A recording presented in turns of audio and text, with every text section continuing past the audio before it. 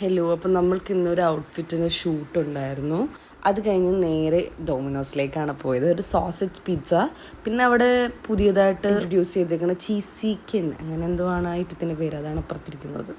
So അവരുടെ മെനുവിൽ ആ ഐറ്റം വലിയൊരു കണ്ടെയ്നറിലാണ് ഇരുന്നിരുന്നതെങ്കിലും കൊണ്ടുവന്ന് തന്നപ്പോൾ ഇങ്ങനത്തെ ഒരു കുഞ്ഞ് കണ്ടെയ്നറിലായിരുന്നു. ഈ ഐറ്റം ആക്ച്വലി കൊള്ളാം, പക്ഷെ അവരുടെ പിക്കിൽ അതിൻ്റെ അത് റൈസൊക്കെ ഉണ്ടായിരുന്നു. കൊണ്ടുവന്ന് തന്നപ്പോൾ റൈസൊന്നും ഇല്ല. വട്ടെവർ. പിസ്സ, അയ്യോ, ക്രസ്റ്റ് രസമുണ്ടായിരുന്നു. കണ്ടിട്ട് എനിക്ക് പിന്നെയും വോയിസ് ഓവർ കൊടുക്കുമ്പോൾ കഴിക്കാൻ തോന്നുന്നു.